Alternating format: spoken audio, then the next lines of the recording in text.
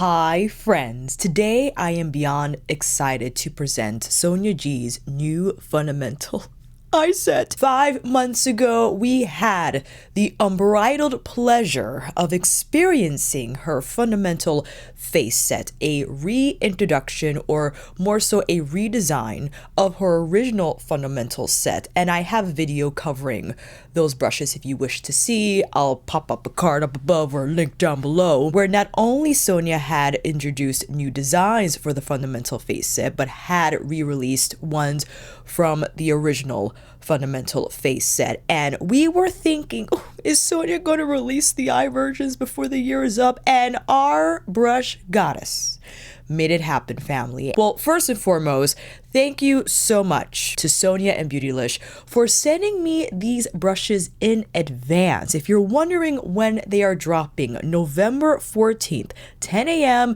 Pacific Standard Time. And I wanted to get this video out before, because if you are thinking about buying the set, you know how I love the demos. Okay, we're going to go through the demos as well as going through Sonia's details. She was a gem in sending me her draft before it went live on her blog, sweetmakeuptemptations.com. So I was able to film with her brushes and have the lowdown, because as you know, or if you don't, we're looking at, I believe here, oh gosh, I need my glasses because the writing's very small. We're looking at 8 brushes total, 4 re-releases and 4 new designs.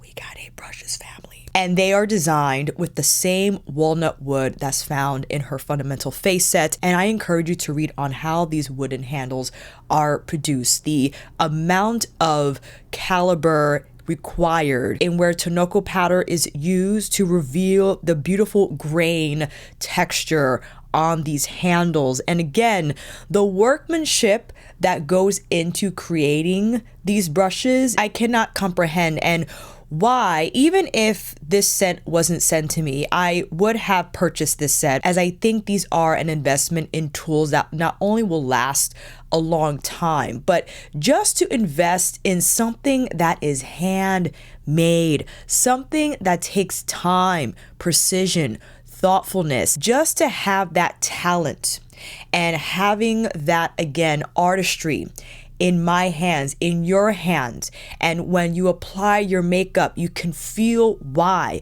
You can feel the significance, why it's important for a tool to be tended to in a way so that it delivers whatever you wish for it to onto your face seamlessly. And without a doubt, as I use these brushes before filming, the B-roll is coming, these tools are nothing short of extraordinary. My apologies for not having the price on hand yet, but I believe, like the face set, will be available as a set and individual brushes. As for the hair type, it is just listed as goat, and Sonia wrote that the artisans or workshops are not disclosing whether it's Tuckahoe or Tuckahoe, but it is premium grade, and the way to tell is just by your skin sensitivity and the softness of the brush. And from what I have experienced in using these do feel like Tuckahoe goat hair, but if you don't see Tuckahoe or Tuckahoe on the Beautylish product page and just see goat,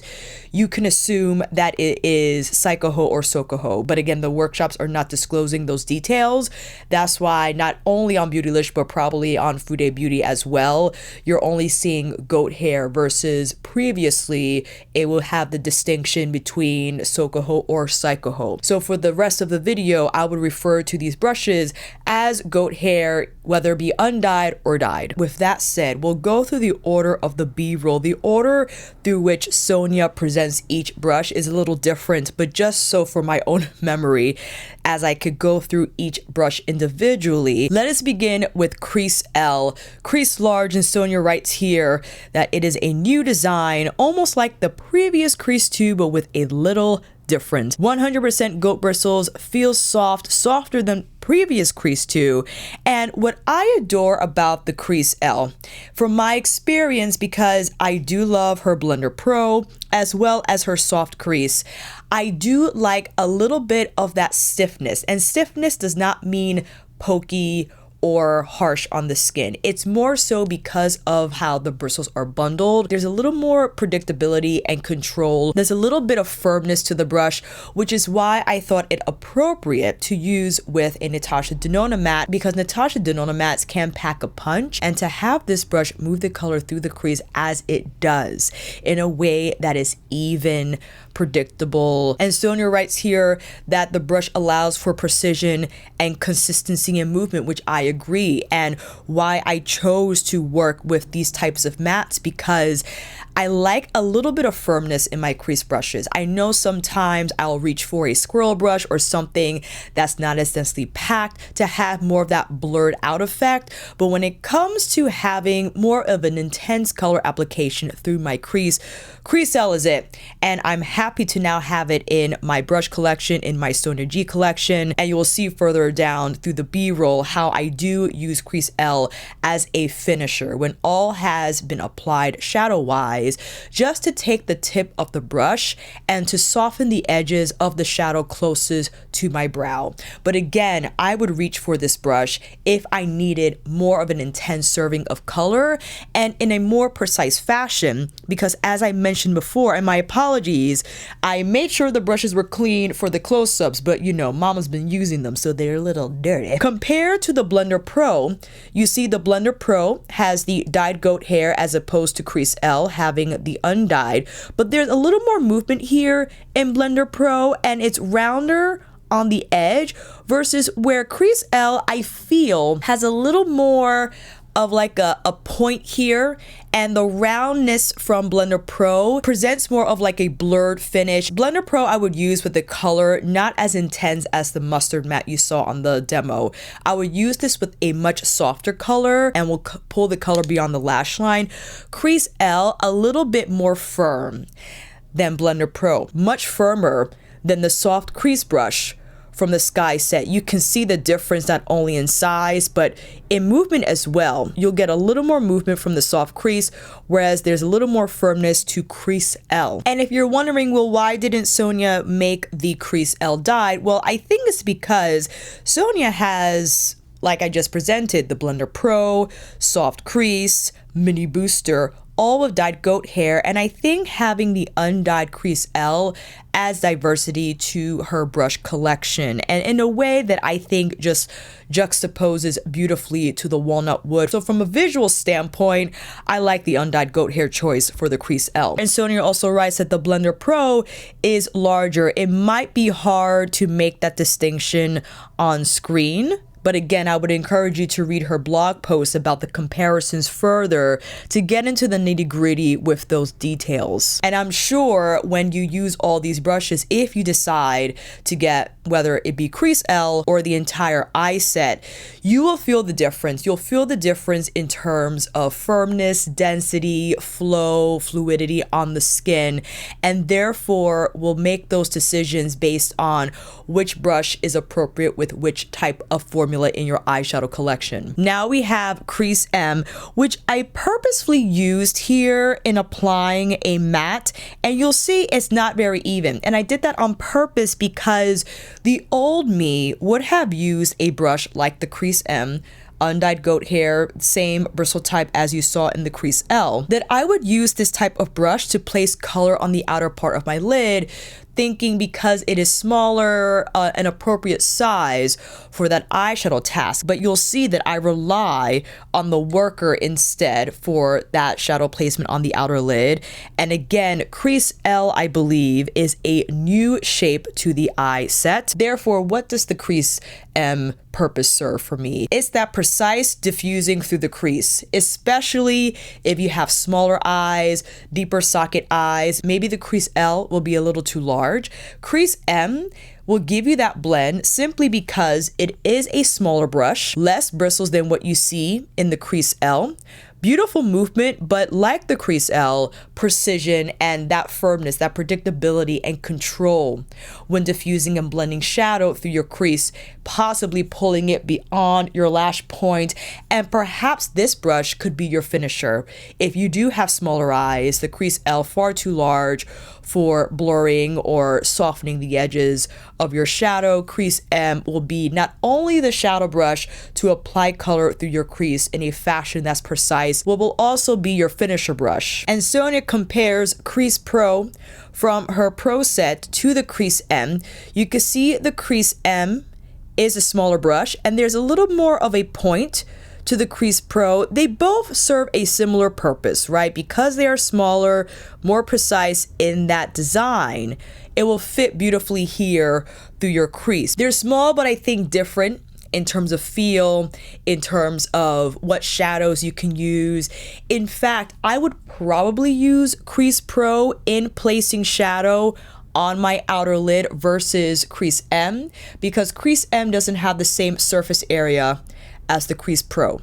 Therefore, I would use Crease Pro to place shadow on my outer lid in a more intense fashion and carry it through the crease in a diffusing way so it looks smooth on that transition. But again, much like my sentiments I expressed about Crease L, I do like how the goat hair bristles are undyed here, matches well with the exposed wood handle, and I do appreciate the smaller brush size.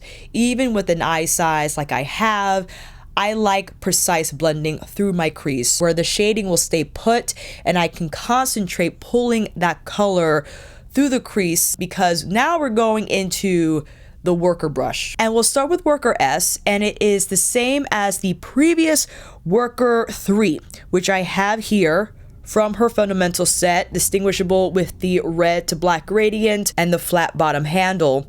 They are the same brush. Here they are side by side, distinguishable by the black matte brass ferrule, shiny ferrule here on the original fundamental worker 3. And I gotta say, out of all the brushes, out of all 8, both the worker S and the worker M are my favorites. You know how I love the Jumbo Blender, all right? Jumbo Blender from her Sky set, one of my most used brushes. And for the reasons Sonia writes, the versatility. You see the worker S, undyed goat hair, soft, beautiful flexibility, but because of how the bristles are tapered and also I think appropriate thickness here, perfect. To pick up color and placing it on the outer lid as you see here, with the darker matte shade from the gold palette, but there is still movement on the tip of the worker S bristles where I can carry that color through the crease. Now you see that I follow with Crease M to just refine the blend further, but if I didn't have Crease M, I could just rely on the worker S brush. Because of the flat surface area, I do think a more appropriate brush to rely on in placing that more intense color on the outer lid to create that smoke. Because as I mentioned before, I would have used something like the Crease M for that task, but you saw how uneven the application was because I didn't think, and I say this always, that you have to pick the right brush for the right task, right? If they mismatch, we blame the brush, we blame the product. No, we have to do a far better job in identifying the appropriate brush for the task we wish to achieve. And if it's to place color evenly on the outer lid area, then I would choose a flat side brush that has movement, but also control, that's not too dense, but dense enough to pick up a good amount of product. So then when I tap it on my outer lid, it looks even. I do the same thing on the other eye with a medium tone brown shade. And again, because of the brush's thickness and also fluidity, I can use this brush for the entire eye look. I broke it down using different brushes to give you as many examples as I could. But if I just have the worker S, please, I'll be good. And yes, we have the worker M to see, a bigger version of worker S. But the worker S, if you were just to buy one brush, fam, yes, too big for precision work on the inner corner, lower lash line, I get that. Maybe you already have that brush in your collection, okay? If you're looking for a workhorse brush that is soft, that will cover lid placement, crease blending, lower lash line smoke, it'll get a little smoky, but I think if you just apply the right amount of color on the tip of the worker S, it'll be pretty precise here on the lower lash line, tapping on color on the outer lid, sweeping it through the crease, tapping it here on the brow bone.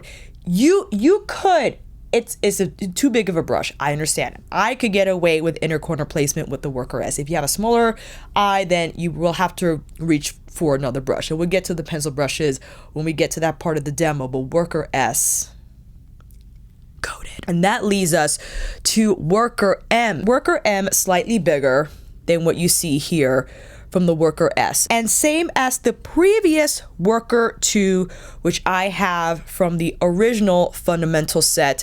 I know, hard to see because my poor Worker M's been working, okay? Like I had described with the Worker S, it's your lay down brush, but it's giving you lay down and blend, and I demonstrated that here, picking up one of Natasha's Smooth Buttered Metallic shade. And for the same reasons why I use Jumbo Blender to death is if I wanted that one and done eyeshadow look, I needed the brush to be dense enough and also soft enough to lay down the color on my lid evenly and to carry the color through my crease, blend it out so it looks smooth and blurred. And yes, it might not be as precise as Worker S simply because it is larger, as Sonia writes here.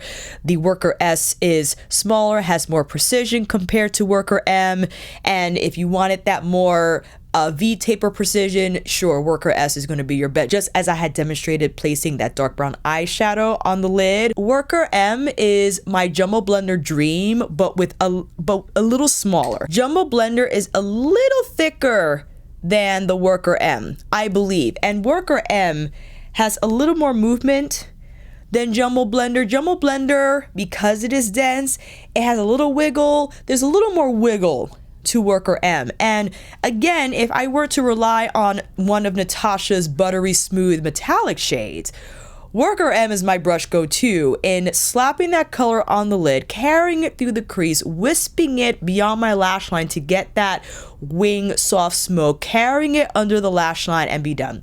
And be done. That is the brush. And the way the bristles are bundled, incredible pickup. Incredible pickup, whereas even on the mobile lid and it's not splotchy whatsoever, I use Worker M in applying one of Isamaya's shadows, this one here from her Industrial 2 palette. I used it to apply this shade here. It's all thickety thick in the pan. I'm not sure if you can identify that texture on the screen, but we wiggle back and forth, okay? And the way Worker M slapped on this shade, look at that. Look at that. Extraordinary. Extraordinary. If, however, I wanted a little more precision, okay, we have the Builder M. Builder M is exactly the same brush as the previous Builder 3, again found in her original Fundamental Eye set. This is the original Builder 3, and here is the reintroduced Builder M from her Fundamental Eye set. Currently, the Builder brush, I believe Sonia wrote, is one of her most sought after popular brushes, in addition to the Worker brushes, 100%, because when you have that pickup brush, the ultimate laydown brush for textures that are finicky, okay, that are hard to pick up from the pan and hard to deliver an even application across the lid. Builder M is extraordinary, especially for those who like to wear those textures on the lid. You can apply it across the entire lid, or if you want just a little accent on the center of your lid. And you see how I picked up that gold metallic shade from the palette, and my goodness, the evenness. And although we're looking at the ultimate packer brush, it packs, but it flows. Look at that movement at the tip of the brush. Hard to come by. Okay, to have both a brush that lays down but then has incredible movement across the tip, fantastic. And why I also use this brush to carry color under the lash line, incredibly soft. And if you had wanted, there's another brush that I would do this with instead, but you can cut across your lash line with some eyeshadow, more of like a blown out diffuse application for lash line intensity. We will go into the pencil brushes for that task.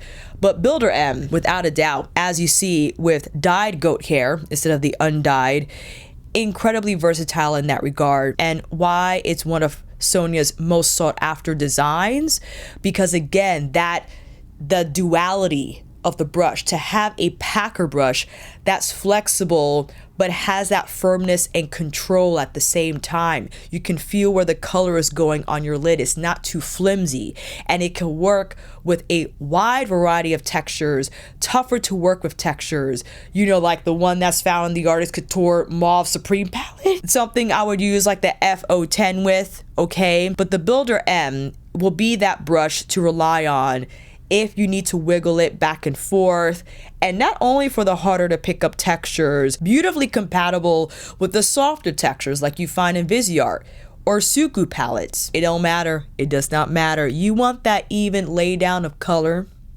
on your lid that's not going to look uneven or splotchy. Oh my goodness, Builder M all the way. And now we're moving into the smaller brushes, and we'll start with a new shape, the Builder S. 100% natural goat bristles, a mixture of dyed and undyed. And this little guy could do a lot of things. Because of how the bristles are bundled, it might not feel as soft as the Builder M, but it's still soft. And the role it will play is if you need more precise application on the inner corner of your eye, if you like to sweep color under the lash line, you could also rely on Builder S for the outer lid application of color if you have smaller eyes. I had described using Worker S as my go-to brush to place color on the outer lid in a way that's intense and smoked out. If you have smaller eyes, Builder S will be that brush for you. You could tap color here on the outer lid, and then you can brush it along the lash line in a much more precise fashion using a dark brown, black, or even dark plum shadow along the lash line here. But what I use this brush primarily for is to place color on my inner corner, but also on the inner arc of my lid. Another region I consider to be separate from the inner corner highlight portion of my eye. I like to layer on as many shadows as possible, and the Builder S is fantastic for that task. You will feel it a little more firm than I think.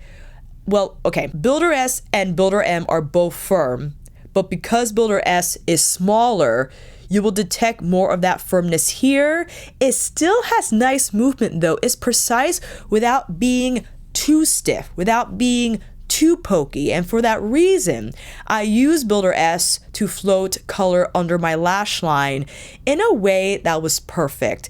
It wasn't too blown out, it wasn't also too tight to my lash line. I like a little bit of haze. That's my preferred way of wearing shadow under my lash line if I choose to. I like more of an intermediate smoked out effect when applying shadow here under my lash line, and Builder S allows that to happen for me. It carries a color in a way where it sits under my lash line, but it doesn't drop too low. If you wanted to use Builder S for under lash line application, instead of pulling it on the wide side of the brush like I do here, you turn it and use the tip of the brush to gently place the color tighter in under your lash line if you don't want that amount of haze. But as you saw, I love it for the inner corner because it has fantastic pickup. And that's what I use to place the iridescent blue shade from the Izumea palette here on the inner corner, where it's gonna grab that color. All right, I'm thinking Contrail, the white matte from Natasha Denona's Xenon. Goated. If you wanted more of a robust serving of color on the inner corner, but perhaps because as Sonia had described, people will compare this to her flat definer, which is found not only in her Sky Eye set, but also the Kiyaki set, right? The Travel Kiyaki set. You can see from the profile view that Builder S is a lot thicker than the flat definer. And if you wanted flat definer to pick up more, that's what you're going to find from the Builder S. It's going to give you that more robust pickup, but still have that beautiful soft blend if you need to carry that color through onto the inner part of the crease, or even whip some accent here on the lid. And that's what Sonia had also described, another role for the Builder S, which I think is noteworthy. When layering shadow, for instance, I could do it here now. If I wanted to place that translucent shade on the center of my lid in a way that wasn't too insane, I could just tap it here.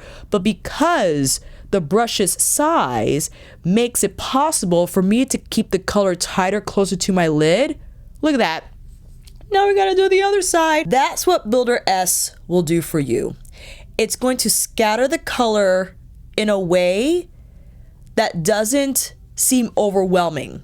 Not in a way that would present like the Builder M. If I use Builder M to apply this iridescent shade, it will be too much for me. This would be more so if I wanted to apply perhaps the same color on my lid, but in a more intense fashion, but not as whipped out and blended like I did with my Worker L. But that's why the Builder S is perfect.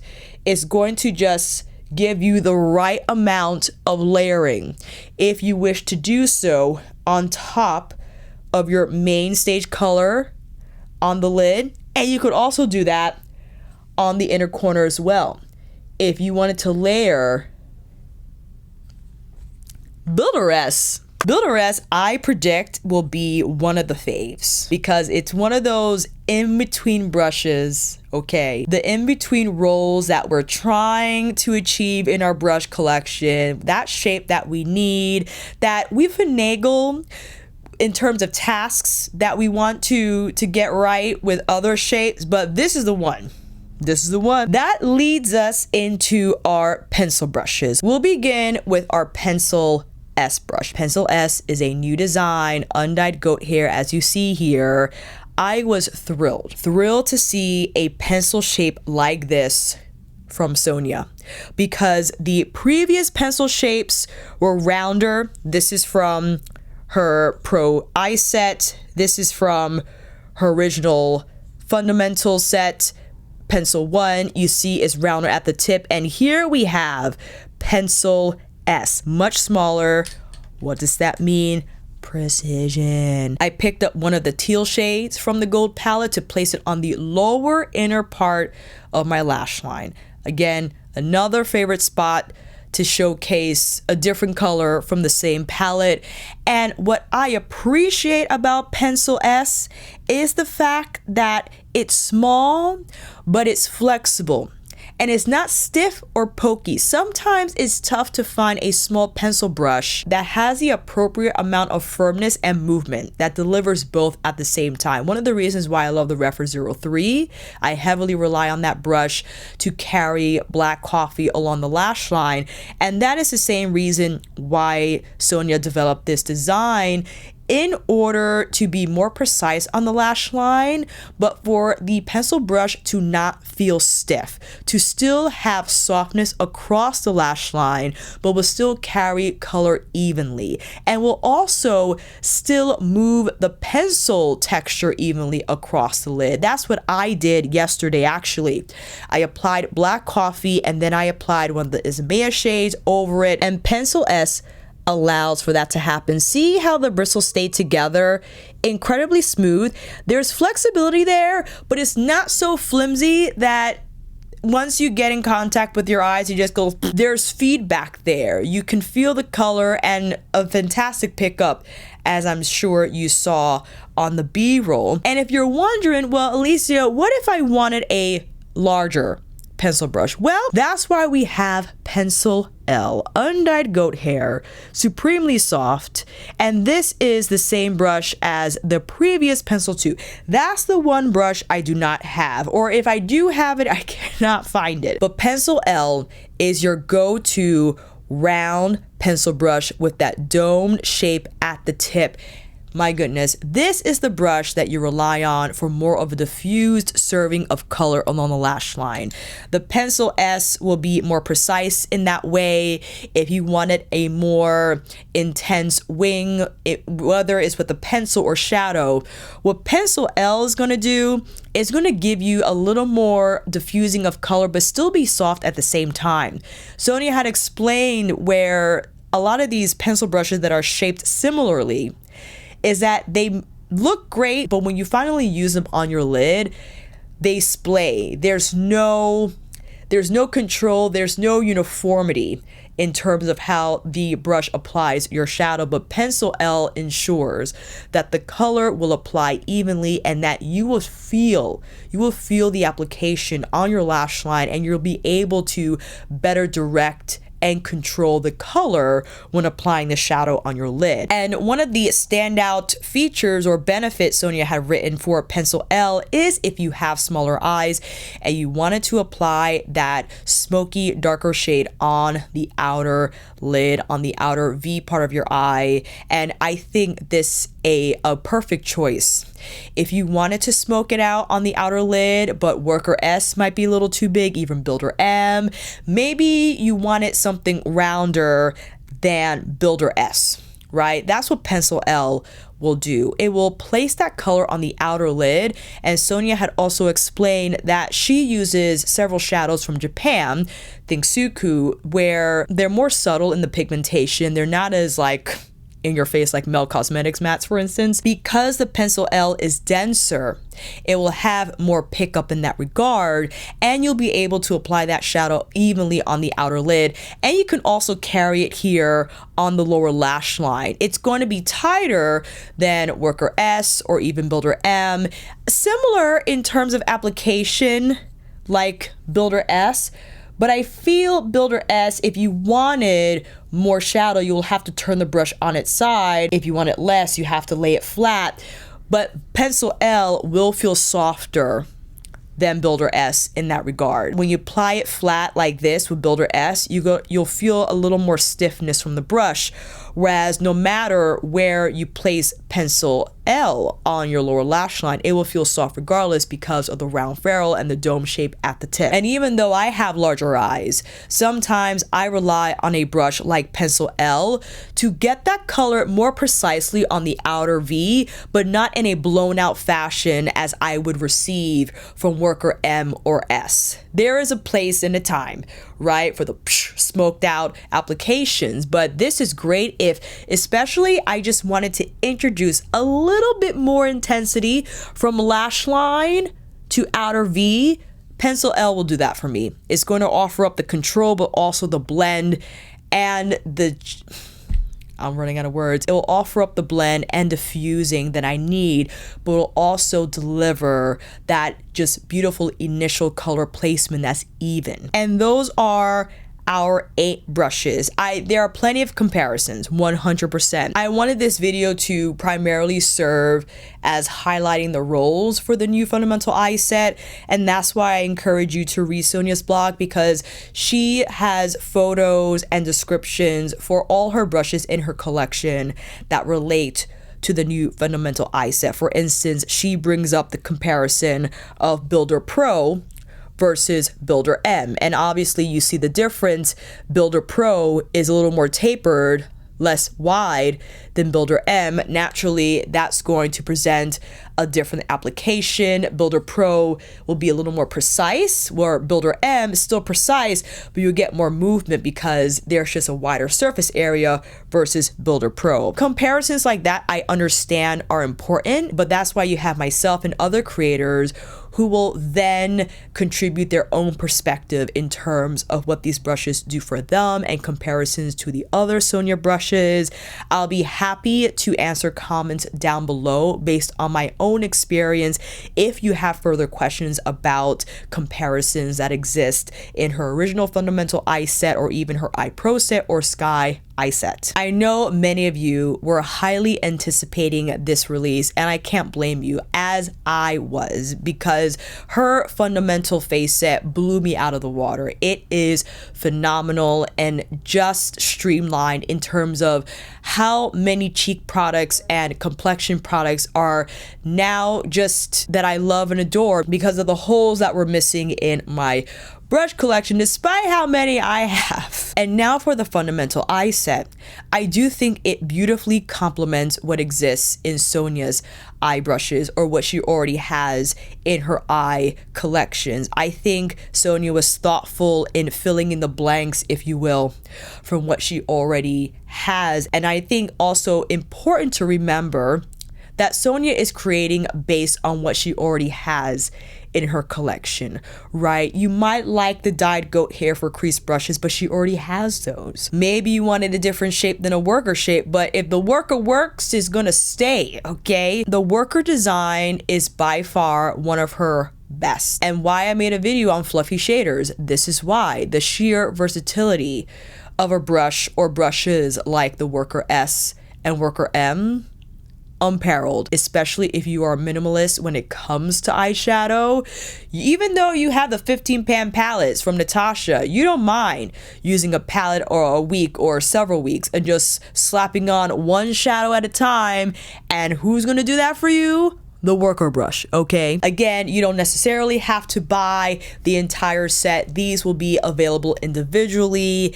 And again, why I wanted to be as thorough as I possibly could in presenting these demonstrations. And yes, I can only speak for the eye shape that I have.